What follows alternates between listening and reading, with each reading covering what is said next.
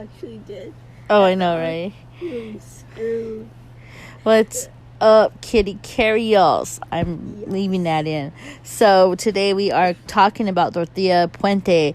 As you guys know, there's documentaries about her on Netflix, Hulu, and YouTube and Discovery Plus. Dorothea Puente is actually just a fucking all-and-out serial killer with 9 people on her name. Actually, there might be more bodies. There's not yet to be confirmed. Her method of killing, poisoning. Actually, she was overdosing them on a chemical. I don't remember the name of it, but I'll probably come across it when I'm naming this shit out or reading this shit out for you guys. Just to let you guys know, I get my information from murderpedia.com and Wikipedia and other news resources. So, yes. I kind of know what I'm talking about, I guess. Some people are like, you can't do murder podcasts because you don't know anything.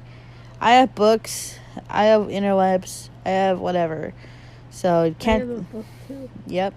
So it's funny because people try to discourage, me from doing the podcast. You can't be doing it because it's about serial killers. I was talking about Josh Duggar, who's doing something way where it was literally John Wayne Casey. You did. Yeah, so I talked about John Wayne Gacy. I talked about Josh Duggar. I talked about a bunch of other shit. Yeah, you said Casey. I said Gacy. They sound similar.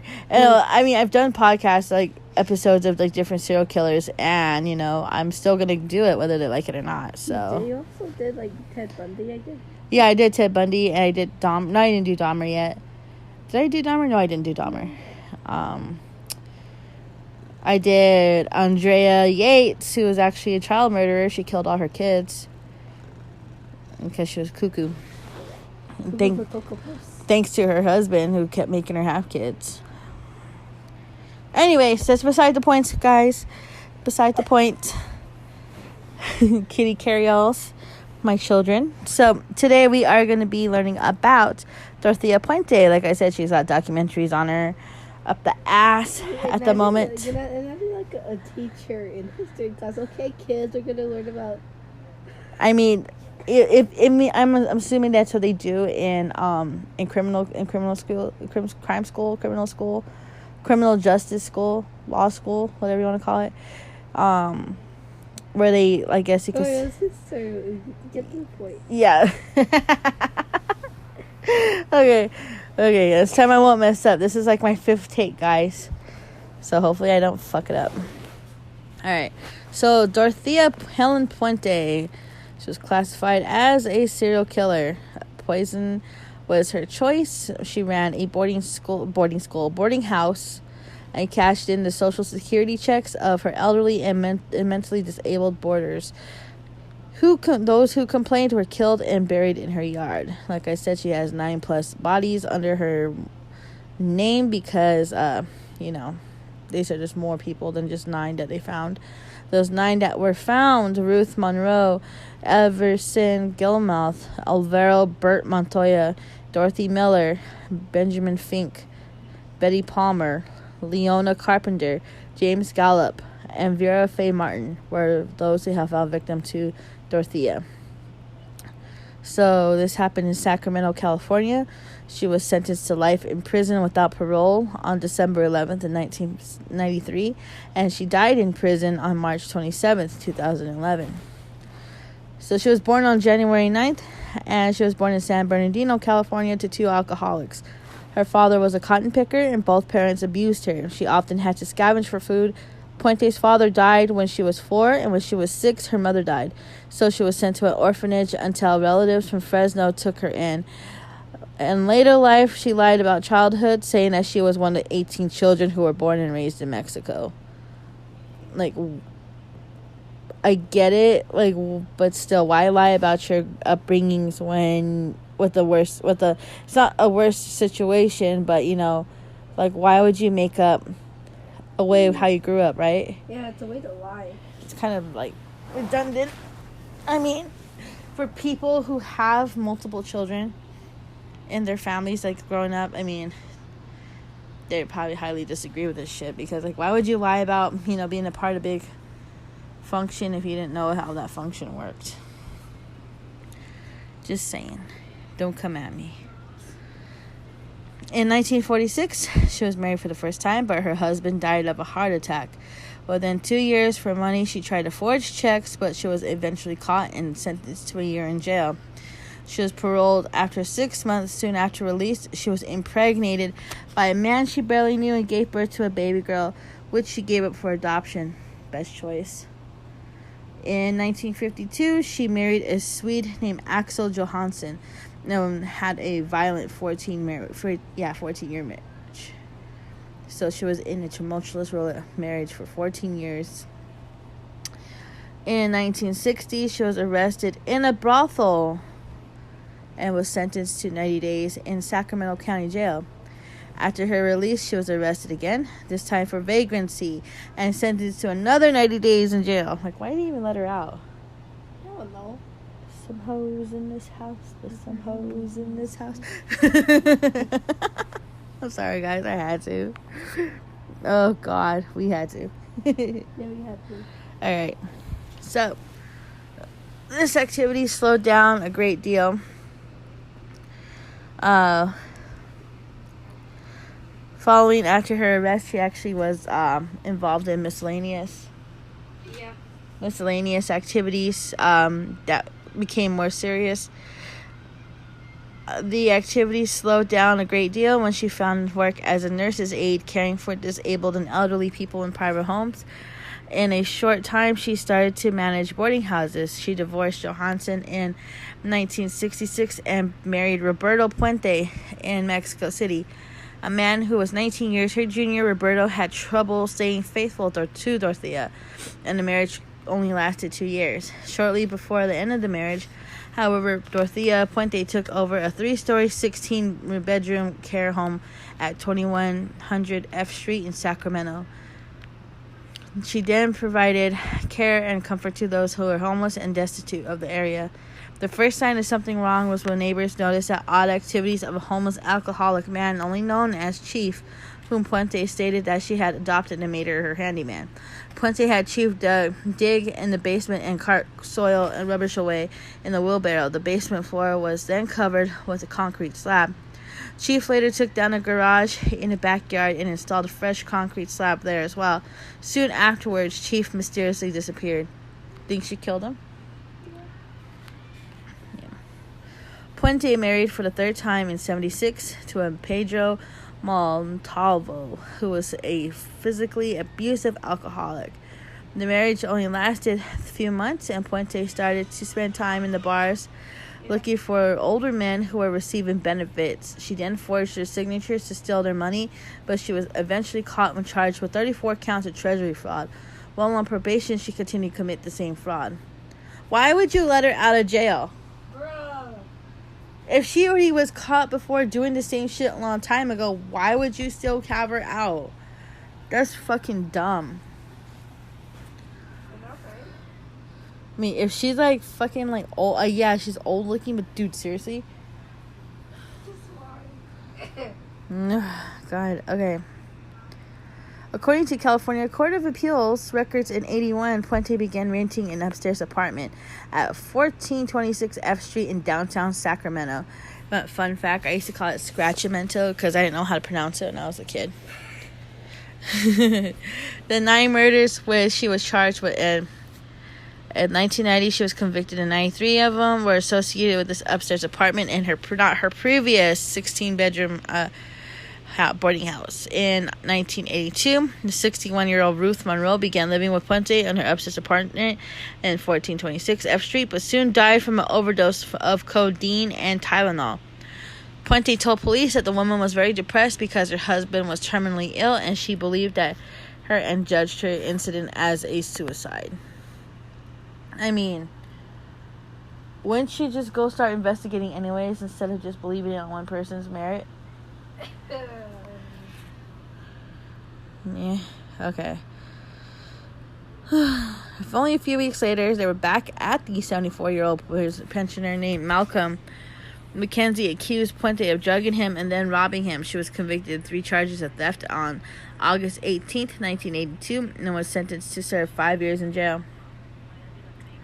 While in jail, she started to correspond with a 77-year-old retiree living in Oregon named Everson Gilmuth. A pen pal friendship developed, and when Puente was released in 1985, after serving just 3 years of her sentence, he was waiting for her in a red 1980 Ford pickup. The relationship developed quickly, and the couple soon made wedding plans.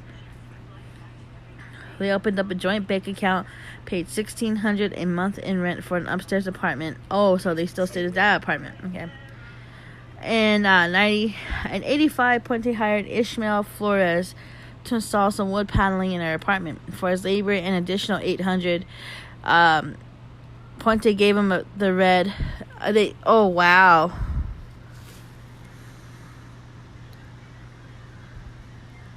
Listen to this. So, remember I just read that her pen pal waited for her and picked her up in a red truck, right?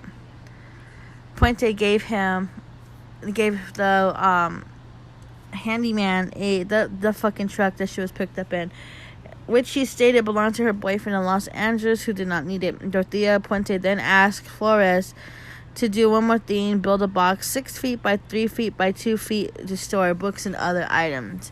Then she asked Flores to transport the filled and nailed box shut to a storage depot. He agreed, and Puente joined him on the way. However, she told him to stop where they were at a garden highway in Sutter County and dumped the box on the riverbank, an unofficial household dumping site. Puzzled, he questioned why, but Puente told him the box would contain was just junk. Wow. So she actually just filled up that box with that man. Said it was junk and threw him overboard. January 1st, 1986, fishermen spotted the box sitting there 3 feet from a bank river and informed that police. Investigators found a badly decomposed body. Puente, meanwhile, continued to collect Everson Gilmuth's pension and wrote letters to his family explaining that the reason why he had not contacted him was because he was ill. She also maintained a room and board business, taking up the 40 new tenants, most of whom were alcoholics and drug addicts. Although she was making good profit doing this, she wanted more and therefore started to cruise bars for new customers. Every month, she collected tenants' mail before they saw it and gave them only a small amount of their money. Invariably, tenants squandered the little money they had at the nearest bar and were picked up by police and jailed for 30 days. Following anonymous tips, Puente, they pocketed the rest of the tenants' money. On November 11th, they found a body buried in the lawn of 60-year-old Dorothea Puente. 7 bodies were eventually found. She was charged with a total of 9 murders, convicted of 3, and is now serving 2 life consecutive sentences. Holy shit. In 1998, she began corresponding with Shane Bugbee, who did an extensive interview with her over the course of several years. She began sending him various recipes. And in 2004, the book called Cooking with the Serial Killer was released. It includes a lengthy interview, about 50 recipes, and various prison art sent by Bugbee by the convicted murderer.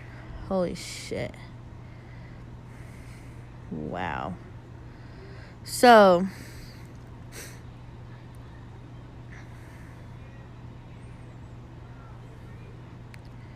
she was one fucked up individual. The thing was, when the brothel part, it was where she started,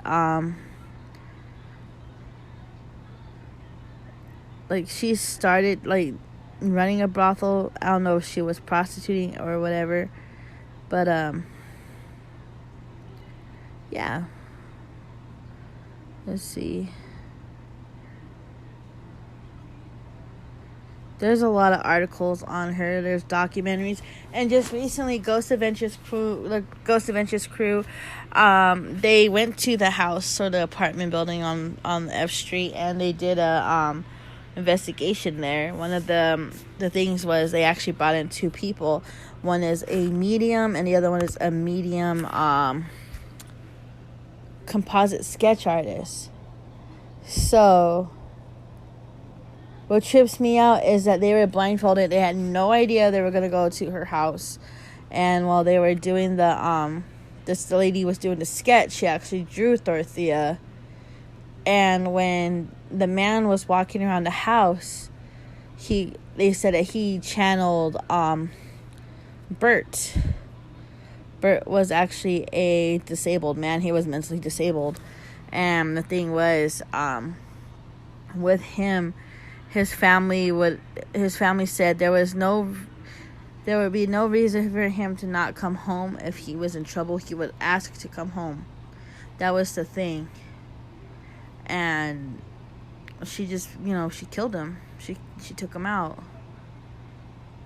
She poisoned him.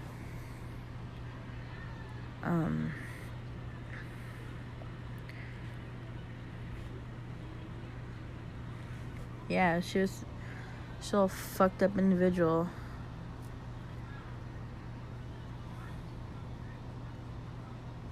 They called her the death house landlady. Yeah,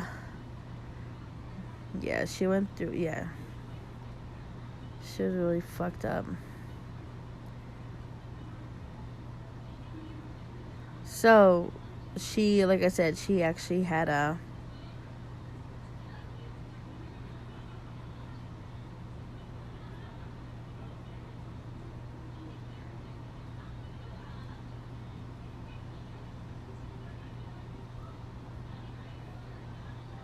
So that was Murderpedia, and right now I'm going to Wikipedia, because Wikipedia does have a little bit more of the tidbits. So, like I said, she was born in January 9th, and her surname was Gray. So, on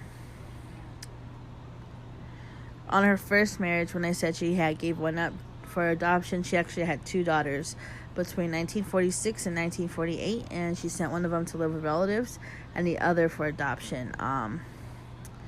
Her first husband left her in 48 after she suffered a miscarriage. In the spring of 48, she actually was arrested for purchasing women's accessories using forged checks. That's what she was doing, was with the forged checks that she was why she was arrested for.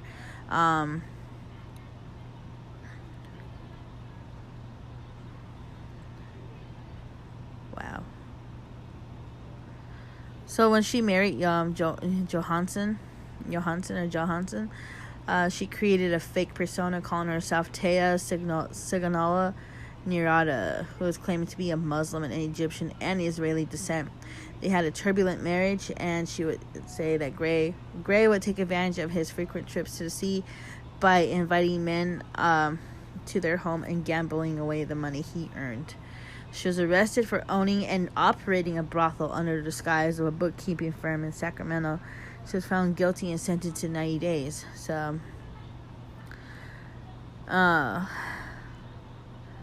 husband had her committed to DeWitt State Hospital for binge drinking and criminal behavior and multiple suicide attempts. Well, they diagnosed her as a pathological liar with an unstable personality. So she might have been like borderline bipolar. We don't know. Gray and Johansson divorced in 1966, although she would continue to use his name for some time. Following their separation, she assumed the identity as Sharon Johansson, hiding her delinquent behavior by portraying herself as a kind Christian woman, an established caregiver, providing young women with sanctuary from poverty and abuse without charge. So that was what her thing was after she and Johansson separated. She then married Roberto Jose Puente. So the couple separated, with Gray citing domestic abuse was the main cause, but she attempted to serve him a divorce petition. But Puente fled to Mexico. The divorce wasn't be finalized until 1973. They would continue to have a turbulent relationship. She filed a restraining order against him in 1975. Gray would continue to use the surname Puente for 20 more years. Well, this is when she said that Puente wasn't faithful to her anyways. So, and the matter of fact is that they would be both fighting. The cheating, the fighting, the cheating, the fighting, it would never, come to surpass. She actually started running the house. Yeah, she started running the house, and that's when she started doing her murder shit.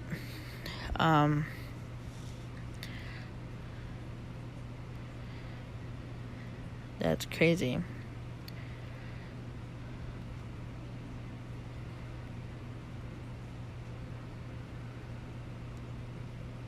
And she would poison them with, trying to find what she used.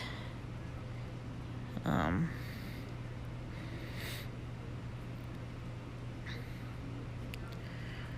me see.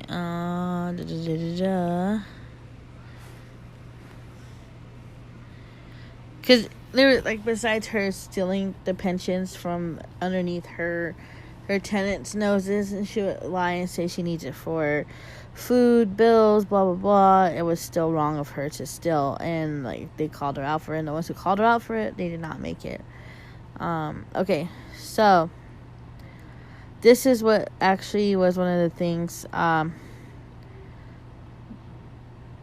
in November 11th, they inquired after the disappearance of Tenant Alvaro Bert Montoya, a developmentally disabled man with schizophrenia, who was reported missing by his social worker. Because, they did have social workers for people who with mental disabilities, who were able to live on their own, but they needed to be, to get checked on, so they would do welfare checks on these people. To this day, I think there are some people who do that. Like, if they have, they're deemed sane enough to live by themselves and they could take care of themselves, but they need kind of supervision to do it. Yeah. I mean, it's just to check and see if they're okay and if they're going to be all right, and so on and so forth, But his social worker was worried about him because he didn't, Yeah. So she was charged with a total of 9 murders. Puente's boyfriend, Everson Gilmoth, the 8 tenants who lived there, Ruth Monroe, Leona Carpenter, Alberto Gonzalez Montoya, Dorothy Miller, Benjamin Fink, James Gallup, Vera Faye Martin, and Betty Palmer. According to the investigators, most of her victims had been drugged until they overdosed. She wrapped them in bed sheets and plastic lining before dragging them to open pits in the backyard for burial. During the initial investigation, she was not immediately a suspect, but she was allowed to leave the property ostensibly to buy a cup of coffee nearby a hotel. Instead, after buying coffee, she immediately fled to Los Angeles, where she befriended an elderly male pensioner whom she met at the bar. Unbeknownst to Puente, the pensioner recognized her as a woman he saw on news reports. The pensioner contacted local law enforcement, who then arrested Puente. Police. Oh. Probably. He probably recognized who she was and said, fuck that. Yeah. Granting the change of venue. He did a good thing. Yeah, he turned her in. Didn't fall victim to her. Like those poor people. Wow. So guess how many witnesses were called over during her trial? How many? 130 witnesses. He argued that the jury that Puente had sleeping pills to put... Pills, my bad. Pills. I need to speak right. God damn it. Like, I adapt the language that was not the language, but speech patterns that are people around me. It's like sometimes I'll hear people talking loud and fucking like mispronouncing shit, and I'll start mispronouncing shit, and then grandma looks at me like, speak right, what the hell is wrong with you, speak right. And I'm like, what did I say? And I'm like, oh yeah, okay, yeah, never mind. And then yeah. I'm kind of fucking awful when I do that shit. So alrighty. Okay, so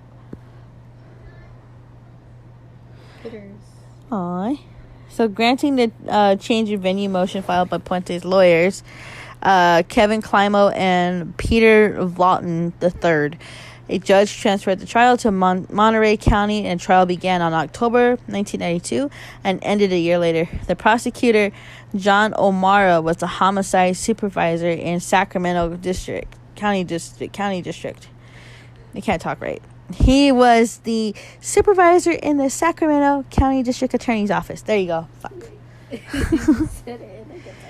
I know, I said it in a small voice. So O'Mara called over 130 witnesses. He argued to the jury that Puente had used sleeping pills to put in her tenants to sleep and then suffocated them.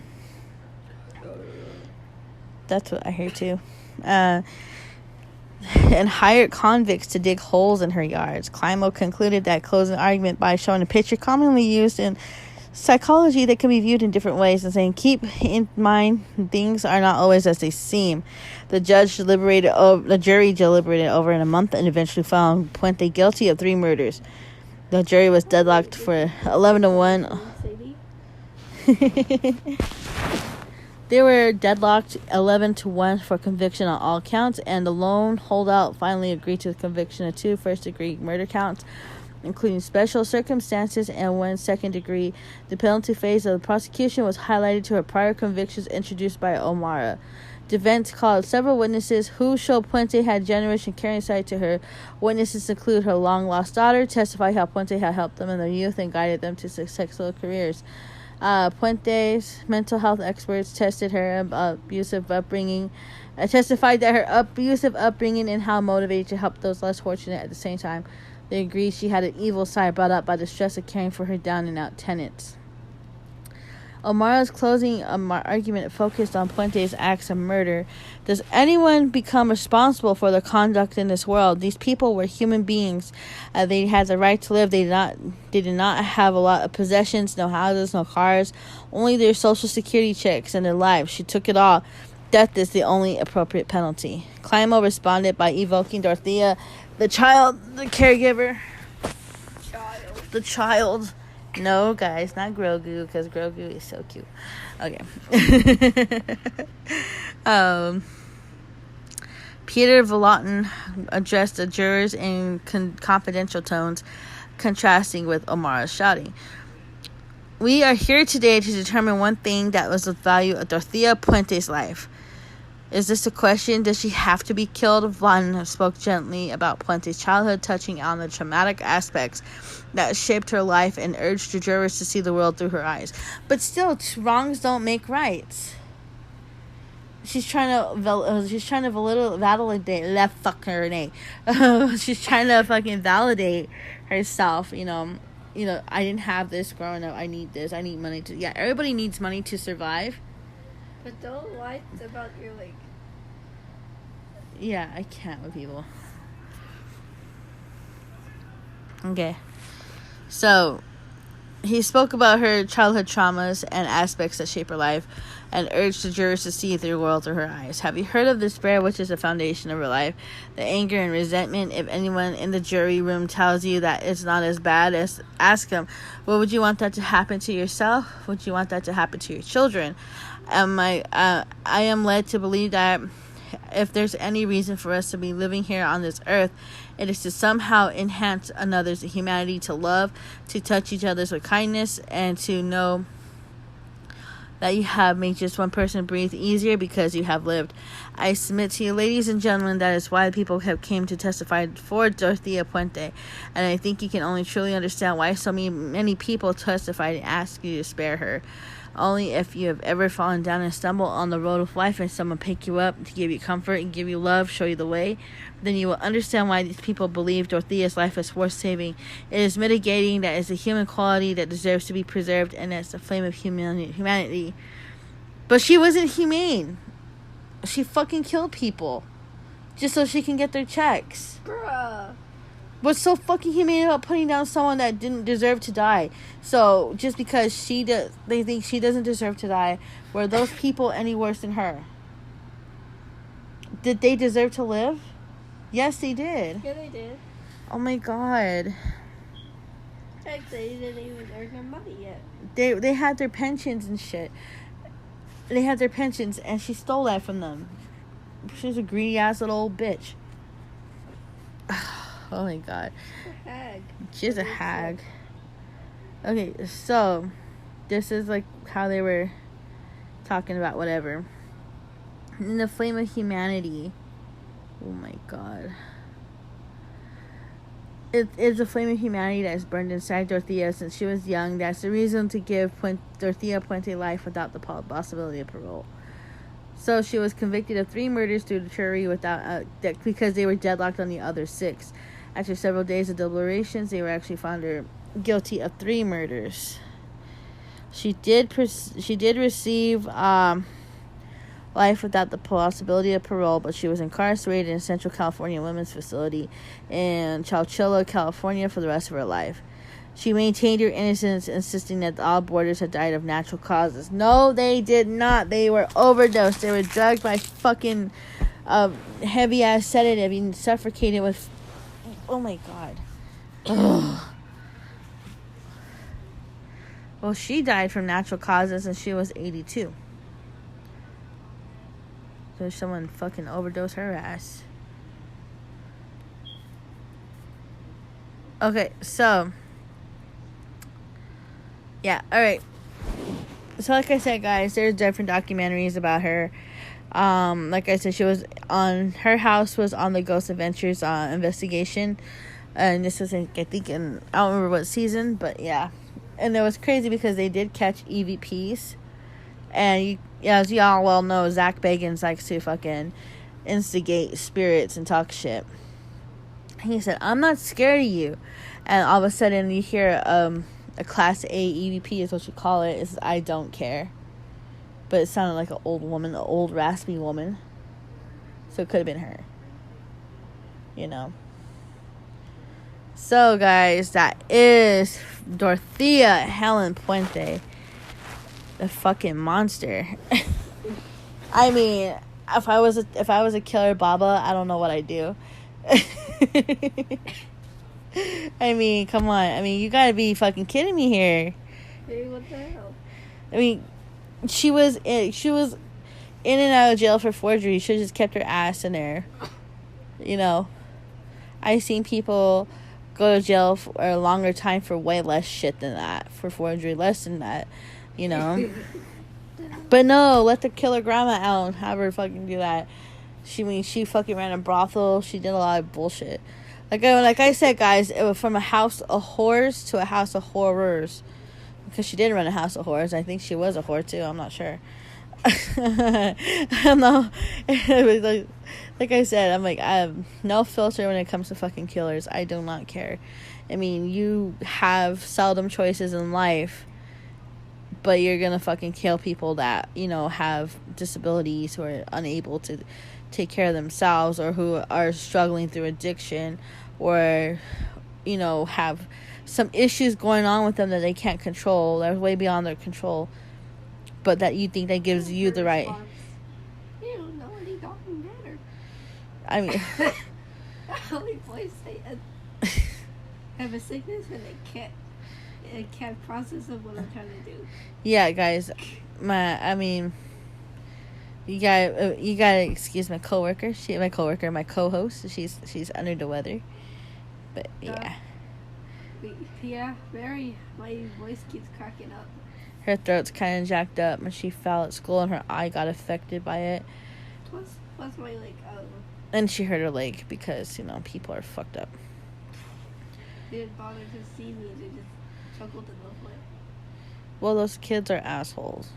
Like you said, they get it from their parents. Yeah, I mean, so, okay, this is what me and I was talking to her about, you know, like, how people are rude. Like, she's noticing how kids are rude to her at school. I'm like, you know, it's taught at home. That's what I believe, you know. And I do my best to teach my kid how to respect people. You know, she does her own thing. She's quiet. She's, you know, reserved for herself. You know, she does her own thing. She draws. She hangs out. And that's all she does. She doesn't cause trouble. She doesn't start fights. But no, you have these little asshole kids.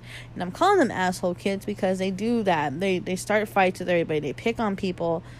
I mean, it's taught from home. They see what they see at home. But you need to question their parents and stuff, you know, about the shit they do around their kid, because they're kids. Because if my daughter's coming home telling me that, you know, there's fights going down because someone stole someone's girlfriend, they shouldn't be talking about this shit. They're still in 5th grade. The fuck? It's how high school. They don't know what adult age really is. High school's worse. Way worse. It's a damn jungle. It is a jungle. Especially if you're going to an inner city school. Alright, guys. So, this has been Dorothea Helen Puente's episode. yeah, like I said, I got my information from Murderpedia, which is the Wikipedia of murderers, and I got the other information from Wikipedia. And all that good stuff.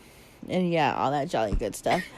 So, you guys have a good weekend, and I'll see you next Friday. I'm debating on whether to do an episode on Albert Fish or somebody else that's more fucked up. Who knows? I might do if you guys did watch my YouTube channel, I did used to do serial killers.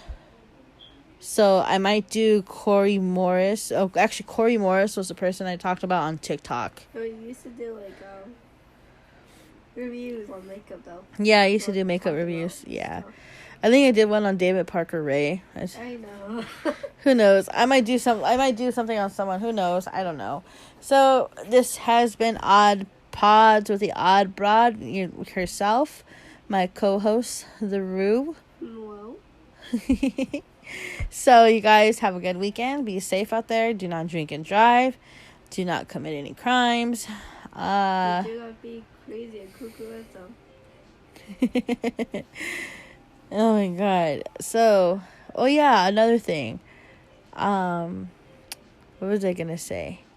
Fuck, I can't remember. Anyways, follow me on Instagram, Odd Pods with the Odd Broad. You can hit up my Snapchat. Follow me on TikTok. Both names it's Cyrus2U. Yeah. So check you guys out later. Have a good night. And don't forget, guys, if you guys want to start a podcast of your own, go on anchor.com and start your own thing. So, bye. Bye.